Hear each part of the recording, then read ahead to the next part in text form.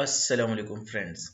आज की इस वीडियो में हम interdisciplinary nature of environmental science को पढ़ते हैं। सीएसएस 2020 के पेपर में इस टॉपिक से रिलेटेड दो क्वेश्चंस आए थे। एक था discuss the dose response relationship in environmental toxicology. दूसरा था define environmental economics and explain briefly the interrelationship between environment and economics. Environmental geography एक इम्पॉर्टेंट टॉपिक है जो मैंने इस वीडियो में कवर किया हुआ है। एनवायरमेंटल साइंस दो अल्फाज यानी एनवायरमेंट और साइंस से मिलकर बना है। एनवायरमेंट फ्रेंच लफ्ज एनवायरनिया से लिया गया है जिसका मतलब है surrounding. Environment is a condition in which a person, animal or plant lives and operates. Science is knowledge which is obtained through observation and experimentation. Environmental science is the systematic and scientific study of our environment. Interdisciplinary nature of environmental science.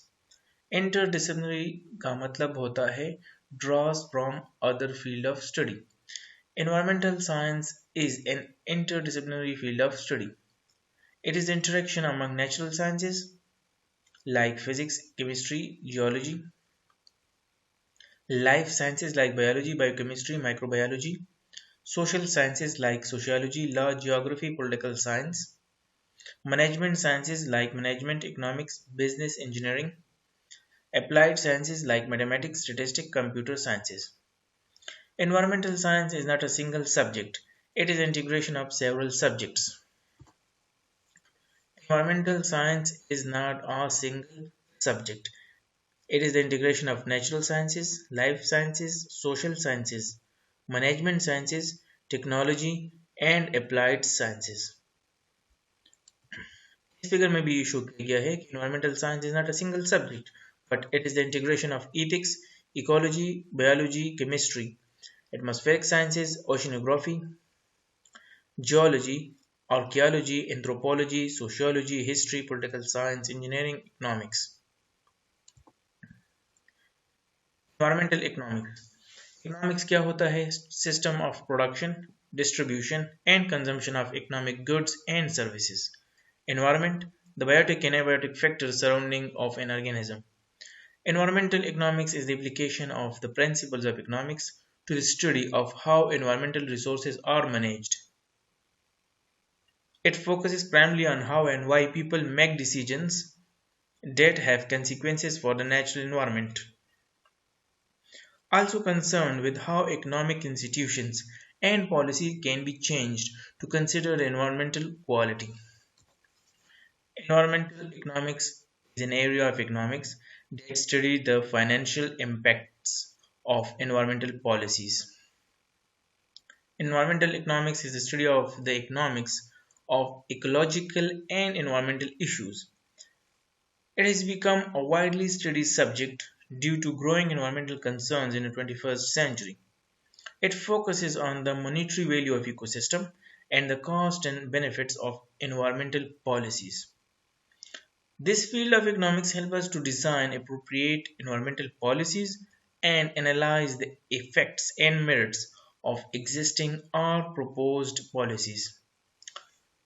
इस figure में show किया गया है कि environment और economy का आपस में रिलेशन जो है वो डिपेंडेंट है एक दूसरे पर. Example of environmental economics.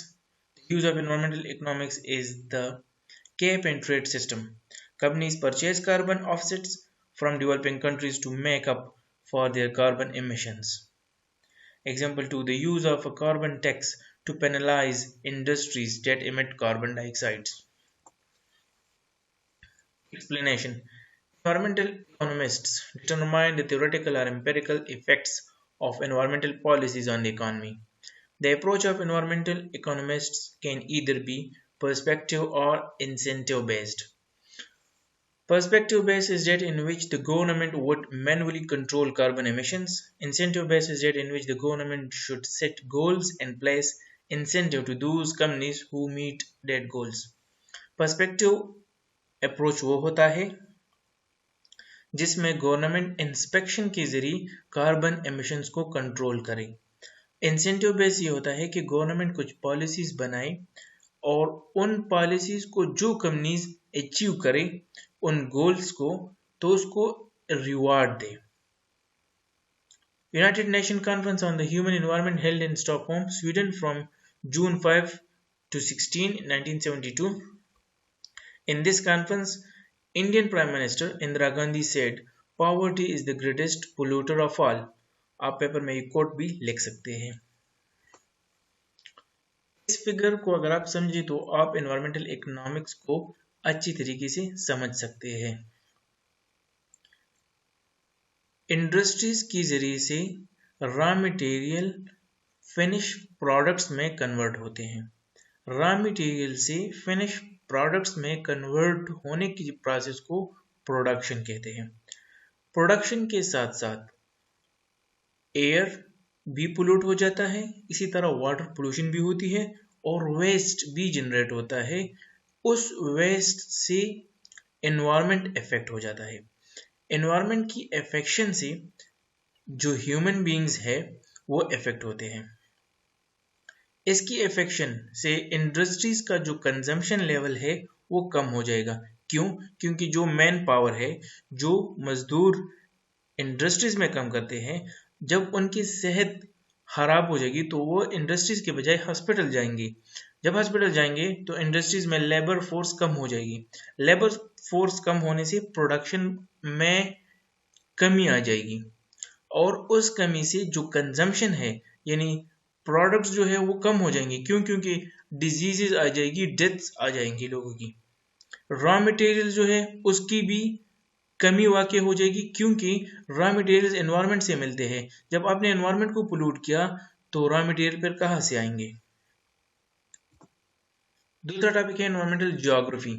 Environmental geography is that branch of environmental science that describe and explain the interaction between human individuals or societies and their natural environment.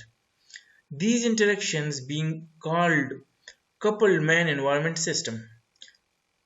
Environmental geography is about humans and nature and how we affect the environment and our planet. Man-environment relationship. How could interaction between man and environment be classified? There are three theories. Number first is environmentalism. Number second, possibilism. Number third, new determinism. Books में environmentalism को environmental determinism भी कहा गया है। According to this theory, the simple definition of environmental determinism is that the natural environment is responsible for all human actions. इस theory के मुताबिक nature जो है, एनवायरनमेंट जो है वो सुप्रीम है और इंसान नेचर पर डिपेंडेंट है। क्यों? पुराने जमानों में एक ख्याल था कि जो भी एनवायरनमेंट है इंसान अपनी जिंदगी एनवायरनमेंट के मुताबिक बनाएगा। Aristotle की ओपिनियन थी, the people of cool countries are hardworking but they lack political organization because they are unable to rule their neighbors. इस थ्योरी के मुकाबले में दूसरी थ्योरी आई possibilism. इसके मुताबिक man is supreme, man is the controlling factor of the environment or nature. इस concept को वेडाल दी ला ब्लेचा ने दिया। ये कंसेप्ट एक फ्रेंच फिलोसोफर ने दिया और इस फ्रेंच फिलोसोफर वेडाल डी ब्लेचा ने पूरी दुनिया की जमीन को स्टडी किया।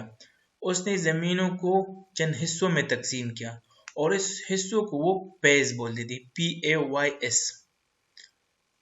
उसकी स्टडी के मुताबिक he studied different areas of the world.